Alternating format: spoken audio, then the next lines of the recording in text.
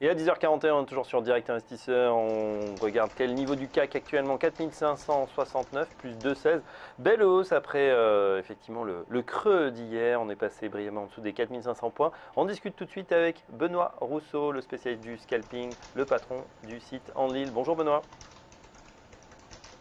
Est-ce que Benoît nous entend? Bon, peut-être pas. Aziz, en attendant qu'on retrouve Benoît, on regarde évidemment 4575. Pour vous, c'est une barrière sur laquelle on devrait se poser tranquillement. Alors, c'est vrai que ce matin, Fabrice, dans Direct Marché, je disais à Lucie que sur le CAC 40 et sur le CAC Futur, on avait un premier objectif intraday vers les 4575 points.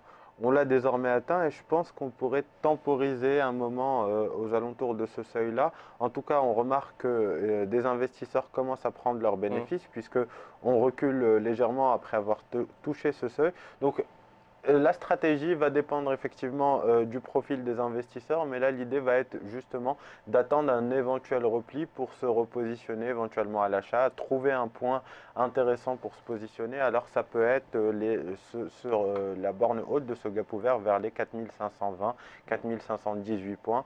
Le prochain seuil à surveiller pour pouvoir ouvrir des positions acheteuses. Mais globalement, on devrait avoir une prise de bénéfice vers les 4575 qui a déjà commencé à être amorcée. Eh oui, d'ailleurs, oui, on l'a touché tout à l'heure, 4575. Tiens, on va discuter avec Benoît qu'on a retrouvé. Bonjour Benoît Rousseau.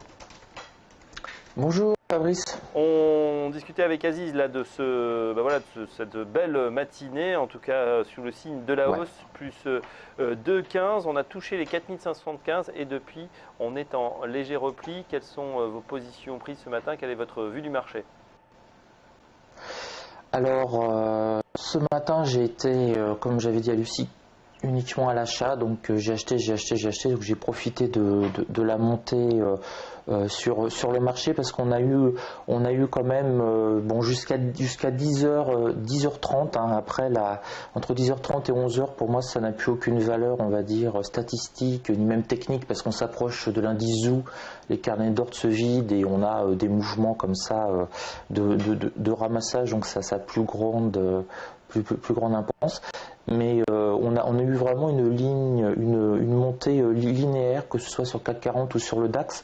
Là, je regarde justement sur le DAX depuis l'ouverture. On a eu que des bougies en 15 minutes vertes. On a eu quasiment 95% de bougies vertes en 5 minutes.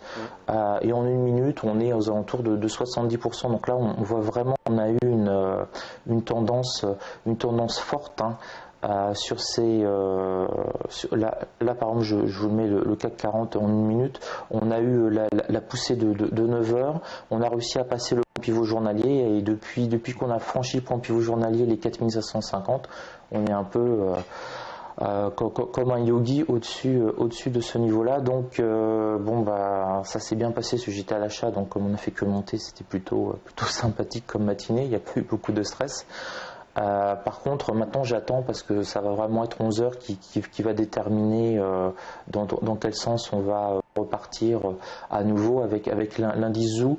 Donc là, on a eu un plus haut sur le CAC 40 à 4580, vous voyez, à 10h30 pile, et depuis on baisse un peu. C'est classique juste avant un gros indice statistique. On a fait exactement la même chose sur le DAX, c'est ça qui est aussi entre guillemets assez amusant. On est aussi, une fois qu'on a franchi le point pivot journalier, les 10 300, on est revenu le toucher une seule fois. Là, vous voyez juste la petite touchette de 9h22 en 1 minute, et après on a fait notre yogi au-dessus de ce niveau, de ce support important, le pivot journalier 10 300. Donc là, on voit vraiment que c'est un marché qui est fort, et en fait on rebondit tout à fait logiquement en fait, je vous le mets, voilà. On rebondit ici en fait, depuis hier à 17h30, 18h. On a rebondi pile sur le support 2 mensuel sur le DAX. Alors quand on atteint un support 2 mensuel sur le DAX, ça arrive pas toutes les semaines, ça arrive même pas tous les mois, c'est plutôt rare. On a peut-être 4 ou 5 opportunités comme ça par an, et généralement sur le DAX, quand on commence à toucher un support 1 mensuel, un support 2 mensuel, alors à plus forte force, un support 3 mensuel, généralement on a toujours une réaction assez assez violente de 1% ou 2%. Donc généralement on rebondit de 200 à 200 points statistiquement. Et on est tout à fait dans cette zone-là. Là, on est dans les 10 000. Le S2 mensuel est à 10 144 et on a repris, là actuellement, on reprend 200 Alors points. justement, belle hausse ce matin. On est sur un bon vous en avez classique, profité. sur un Est-ce que support maintenant, fort. justement, on arrive sur des points où ça devient compliqué, où on se met au contraire, Ouais. on va recommencer à shorter, ou du moins il pourrait y avoir un mouvement justement de prise de bénéfices à tout le mois avant de shorter. Comment on fait là justement sur ces points une fois qu'on a pris 2,5%? Alors ce matin, bon, donc hier soir j'étais à l'achat sur le support de mensuel. Je vais vous zoomer pour la journée, ça va être plus simple. Et là j'ai tout largué entre guillemets sur 10 350 sur le DAX. Donc juste avant 10 heures, donc à peu près à 10 heures, là voilà, j'ai largué et depuis j'attends le zoo, parce que on peut se retrouver avec un bon zoo, on peut se retrouver très rapidement à 10 000, on a une petite barrière à 10 380, on peut se retrouver à 10 400, et au contraire si le zoo déçoit, on peut retomber sur le point pivot journalier à 10 300 extrêmement rapidement. Donc là pour moi on est vraiment sur du pile ou face. Donc en jouant un pile ou face, on n'est pas gagnant à long terme en bourse. Donc là je préfère, j'ai sorti toutes mes positions, j'ai encaissé tout ce que j'avais encaissé, et là maintenant j'attends, je prends pas de risque, parce que ça m'est arrivé pendant des années, hein, quand je perdais avec une régularité importante, je faisais ça, je conservais mes positions en me disant bon allez, ça va aller dans ton sens, tu vas pouvoir doubler ou tripler tes bénéfices. Oui, généralement je perdais mes bénéfices et je me prenais une bonne claque au passage. Donc maintenant je ne joue plus à pile ou face. Hein. Vous sécurisez les gains au fur et à mesure. Écoutez, je suis plus que sécurisé. Là, je suis jamais été aussi léger de ma vie. Hein. Je suis au régime, j'ai aucun lot, j'ai plus rien sur le marché. J'attends le zoo. Là, par contre, après, je vais essayer d'être agressif quand on va voir une bougie qui se crée ou pas. Il y a un timing en bourse. Hein. Donc moi je suis scalper et des traders essentiellement. Mais par exemple sur une position de swing trading, je préfère sortir avant le zoo. Oui. Parce que si déjà j'ai 1%, 2%, 2% et demi de gains, je préfère les assurer que de tenter éventuellement 5 tu l'auras. Je préfère avoir 2, 2,5 je l'ai. Ouais. Le zoo justement plutôt, à 11h, ça sera une statistique. C'est important, Benoît, ça pourrait être un catalyseur sur ce marché?